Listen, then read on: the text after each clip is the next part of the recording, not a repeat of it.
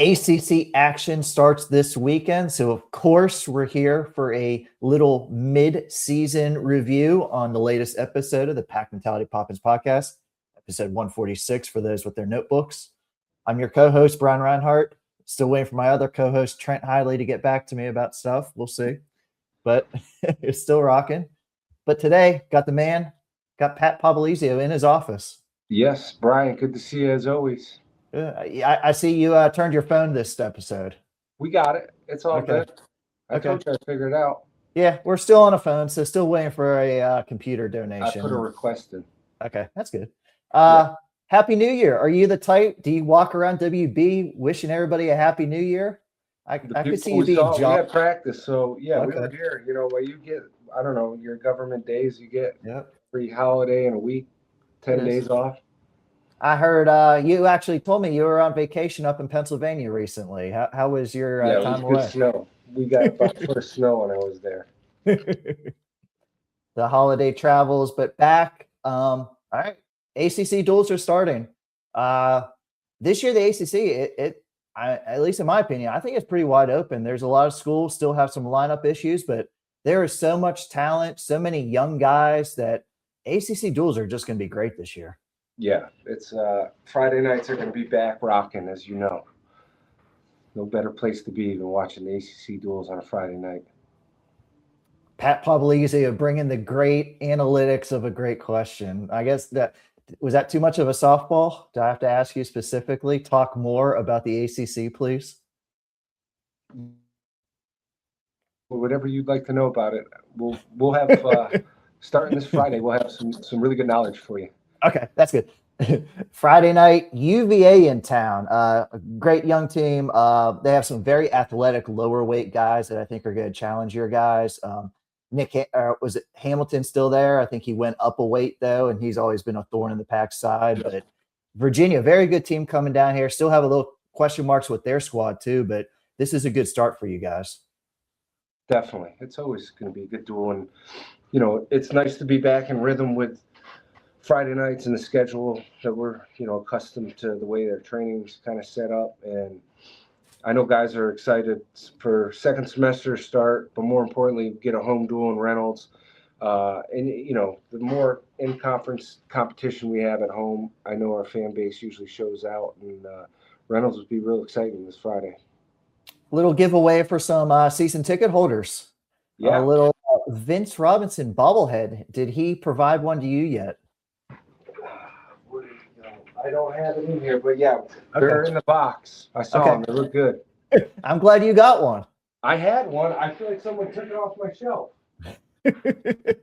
See, they're so popular. People are already stealing them. You know, a couple of years ago, it's a funny story. I know we're getting off track here. Nick Wistowski, a bobblehead day. Yes. We were giving random fans. First of all, it was my idea, so I'm still taking full credit for the Nick Wistowski bobblehead. That was good. But the funniest thing, you know who the first person in line was for the Nick Wistowski bobblehead? Who was the first person? You. No. I got one beforehand. Yeah, I figured you Gwiz from the box. Gwiz was the first in line to claim a couple of his own bobbleheads. Good. I don't know why. I always think that's a great memory of that. But yeah, that's funny. But I still have my Gwiz one right there, though. Okay. At least no one stole that one. No. Okay. Friday night, obviously, great duel. Steve Garland and his club coming down here. Just like you said, it's a lot more consistency now with the second semester where you guys are wrestling every Friday night. How much of a change is that from all the tournaments and all the travel that was going on that first semester? Yeah, it was, you get in the first semester and you might have a Saturday, a Sunday, back-to-back competition. So it just varies. And then as conferences settle in, usually about this time of the year, everyone starts focusing really on their conference competition. So, Big Ten, I think Friday, Sunday. Obviously with the ACC, we go Friday night, and it just puts it in sync, on a schedule for us, knowing what we're doing during the week, training wise, what days, we get an off day, what days we're doing our lifts. So it gives us a good routine, and I think it gives guys a really good disciplined schedule so they can focus on school and training. What do you think about the first semester? You kind of established most of your starters, but a lot of backups got action too. We saw you guys at a lot of different events. What did you think about the first semester for your club? Yeah, it was a little challenging with a couple guys that were out and waiting. We knew Brophy was coming in that semester, so getting in here full time's been really nice to have. And then Isaac being back in the lineup. The positive to that is it got a lot of new guys some really good experience and opportunities to go out and compete and let them know the things that they got to work on. When you look at Case and Howell, really was in the lineup for the first semester. He's got a notebook of things that he can look back at and realize, all right, these are things I have to improve on. And you got to wrestle really good guys. Sometimes you hit these tournaments in the beginning of the year and you're getting, guys are in the same boat, just gaining good, valuable experience. But when you're in the lineup, especially the schedule we had, that was a pretty tough first semester schedule. So you got to see some of the best guys in the country. As you mentioned, new addition to your club. We've been talking about him because we were allowed to for a little while. But Patrick Brophy, of course, he faced his old team in the very first duel. I mean, everybody knew that was going to happen. That was not a planned thing. It just so happened. I don't know if you got to listen to the last podcast on your vacation, but we had him on. So we got to hear his story.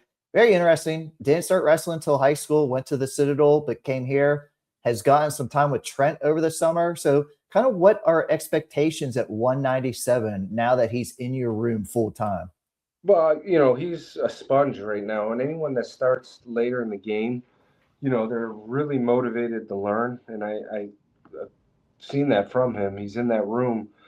He fits right in with the guys, but he's in there, one of the first guys in the room, and he's there after practice every day working on things. And then, he'll be coming in throughout the day, get an hour in, but he's a sponge, absorbing and learning, and he has a lot of room to improve, which is good because he's got a really good feel, and he's a competitor, and he's got some good wins already under his belt from last year, and he's going to have some really good competition coming ahead. So he's only going to get better, and then you have the consistency with some of the guys to train with.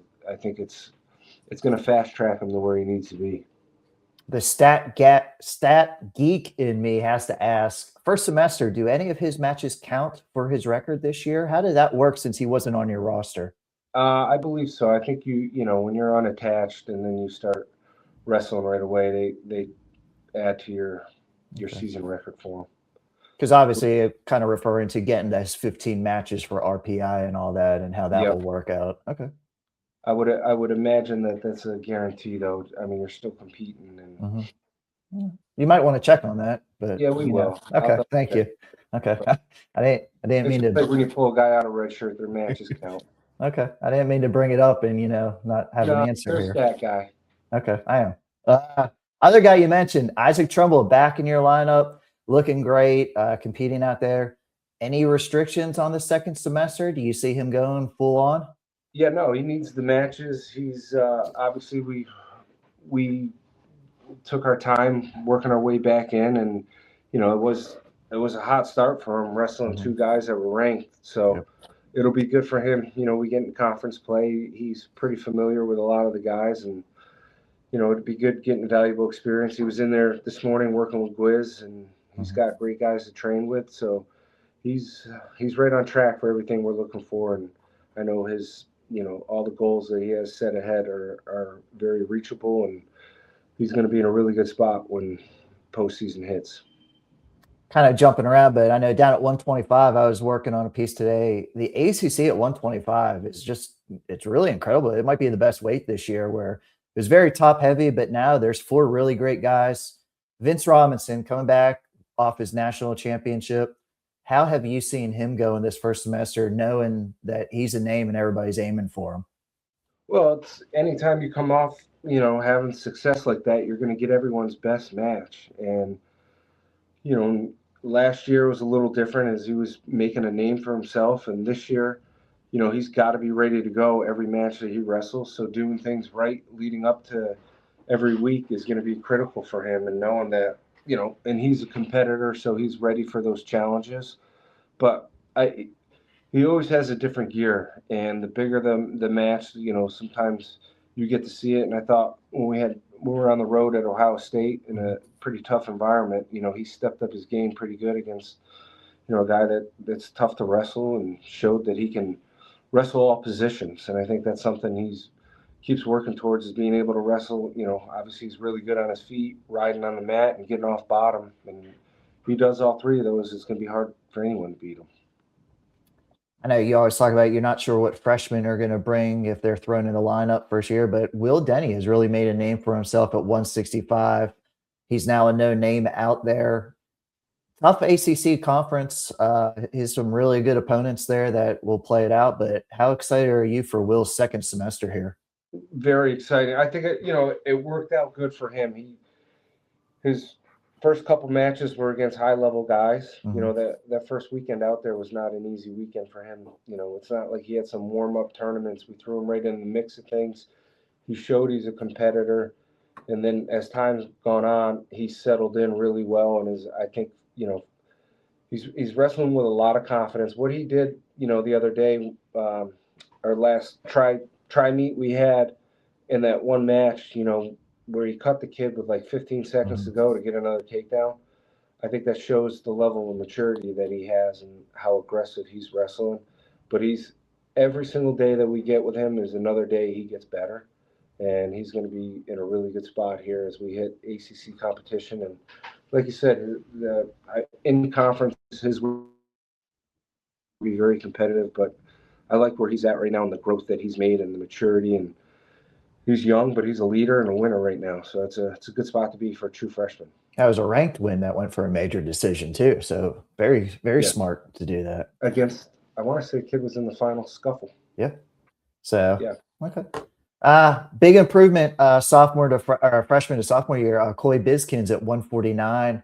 He's really shot up in the rankings. Only took one loss earlier this year. A little controversial loss. Very controversial. Can you talk about? I mean, I don't want to get you in trouble, but there's nothing to get in trouble. I mean, it's and I think that's where we got to get back to an independent reviewer, because we saw it one way, you saw it another way, they saw it this way. But if it's not the person that made the call, maybe it goes the way that someone else saw it, and it's just hard to justify in a situation like that to not be awarded points. But the good news is something he learned from and realizes, you got to secure that takedown and know that you got it before you get aggressive with, going for back points. And I think that's the situation he was in. He thought he had the takedown, and reality wasn't called. And that comes with experience and knowing exactly where you're at. And that's something he gains week to week. But if there's a guy in our lineup, when you look from last year to this year, improvement-wise, he's got it all. He's a very sound, very analytical, very composed. He's got every tool you need to win a national title, and it's not out of reach for him to go win it this year. He's that good, and I know pound for pound in our weight room, he's one of the strongest guys we have. That's a behind-the-scenes fact for you. I was going to say that's why I ask you questions, trying to get some behind-the-scenes knowledge here. And Jamil today called him one of the more athletic kids we have in the team. Whoa! Okay. So now he's the strongest. Let's say one day we get Jamil on here, you can ask him about it. But Jamil called him the most athletic guy we had, which I thought was interesting. Okay. So you're saying he is? I mean, if you watch him wrestle, yeah, his flexibility, his power, his speed, his conditioning. I mean, he has all the tools to win a national title. He's been really fun to watch, see his growth. 157, we've kind of had Hayden Hidley, we've had Ed Scott. Those guys kind of man that. But this year, we're kind of seeing a lot of different guys in that lineup at 157. You had two true freshmen going at the scuffle. So 157, you've gotten to see a lot of different guys, a lot of young guys. Everybody's new to the weight here. Yeah, and news that probably, I think you could tell when you saw him compete, but Jackson Arrington had surgery last week on an injury he had on his shoulder. So we're going to elect to take a medical this year, and we're going to need someone young, new, and exciting to step up and wrestle in that spot. So it's an unfortunate thing for Jackson, but you look at the positives. It gives someone a new opportunity to make a name for themselves here, and and go out and compete. And then, it'll buy Jackson some time to get healthy and have him around for another 2 years. So there's always some positives to some negative situations that we're encountering, but we're not the only team in the country that's going to deal with these kind of situations, and we're going to figure it out. That's the whole point of why you have a long season like this, is you got to figure out who your guy is going to be. I know Jackson's still around and all that, but I also know he's a pretty big vocal leader in that room. So who else is kind of leading, not, away from your coaching staff? Who's kind of some of the voices this year? Yeah, and if you look at the better teams we've ever had here in my time, we've always had great leadership. And we've been fortunate enough to have Hayden and Trent cycle through here. When I first got here, Gwiz, he grew into being a leader. Mm-hmm. I wouldn't say he was right away, just because of the situation we were thrown at. But and then you fast forward, and a guy like Mock comes Mm-hmm. here, and there's always been somebody out there on the forefront. And this year's a little different. We've got a lot of different personalities, but there's leaders across the board. And you look at someone like Vinny Robinson, when game day comes, he is one of the best leaders you could ask for out there. The guy is a true competitor. He does everything he needs to compete at his best. And, you can go all the way up and down. You get a guy like Coy, he might not be the most vocal guy, but he's a leader by example. And then, Jackson was a really good leader, and it still is. It's just, when you're a little compromised, it's hard you got to focus on yourself and do things.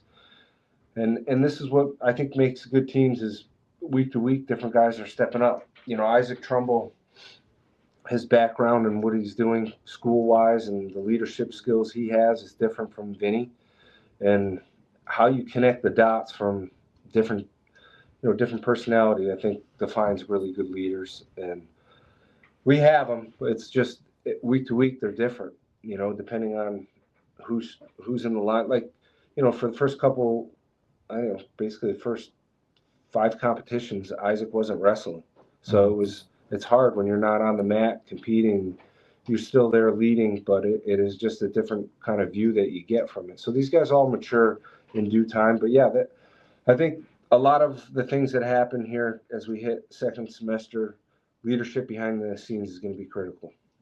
I think I have to ask you, because we always want to know about that one weight class. Not sure who the starter is. What's going on at 133 right now as we start ACCs? Well, we were going to try to get clarity this weekend. We brought both guys. Unfortunately, we got waxed with the flu pretty good leading up to it. And so Troy Redding Zach Redding we took Troy and Zach, and then on the way there, Redding, fell ill, so he was unable to wrestle. I thought we were out of the woods with the team being sick. It hit us right as we were coming back from the Ohio State duel, and it just went right into the last couple weeks. But on the way there, Redding, wasn't able to wrestle, so we still got time to figure it out, and we're going to have to hit a tournament or two. And it's going to be tough on our schedule to try to get both guys into a tournament. So it'll be one of those we're going to have to analyze and see and put the best guy we think out there. Besides winning every ACC match, what's the goal for the second semester for this team leading up to the postseason? It's a great question. I know you had that one written down. And I was waiting for that one. I think, what we've learned from last year is we just want to keep improving every week. And if we can do that as individuals, obviously it's going to help our team. And we want to keep building to when we get to that national tournament, because I really do believe we have multiple guys that can compete to win a national title this year. Historically, you look and you're like, okay, this guy's got a really good shot at winning it. Well, we got multiple guys right now. If they get hot and wrestle at their best, they can win national titles. I wouldn't count Coy out of that conversation. Like I said, after seeing what he's capable of doing and looking at where his competition is and where he's at, he's right in the mix. And then you take guys like Vinny and Isaac, who are right there and have been there. That's a dangerous combination. And then you got a couple other guys that placed at the national tournament, and a freshman that's as good as anyone I've seen in my time as a true freshman. that's dangerous. So if we can get everyone hitting from all cylinders, I think we just want to get better and put as many guys as we can going deep into that NCAA tournament. ACC action returns Friday night. Virginia is in Reynolds. Are we getting the coaches and ties this year? Well, I always try to bring my A game. So Okay. that's me. You're going to have a conversation with the rest of the staff. I'm not going to sit here and fight behind the scenes about wardrobe. So, okay. Well, unfortunately, my guy that I fought with, Kevin Jack, no longer around. I was always ripping on him. You got Coach Kelly now back in the saddle, but okay, that's true. I don't see him as a big suit guy either. So, all right. So we'll see what the coaches debut. we'll see. And all that. And then I don't think Coach Espo is a big suit guy. So, okay. Any about X's and O's. Any new singlets or anything this year? We're working on one, and we'll always throw one out there for you. Okay. Just curious. So if you got any ideas, and I know you're good with social media and art. I'm trying to branch out with my podcast and maybe getting some fashion podcasts going. So you can do it. Pat, great catching up. A lot of excitement coming up. I think fans love it because they know every Friday night there's Wolfpack Duals. So this is the time of year to start paying attention. Duals matter. That's what you always tell me. They do. They're very important, and it's helped grow everything here at NC State. So we look forward to Reynolds being packed. And if you want to get one of those bobbleheads, you're going to have to be there. Absolutely. Marketer, Pat Popolizio, come get your Vincent Robinson bobblehead this Friday night. Virginia, Pat, thanks for catching us up. This is another episode of the Pack Mentality Poppins podcast covering NC State wrestling. Until next time, go Pack.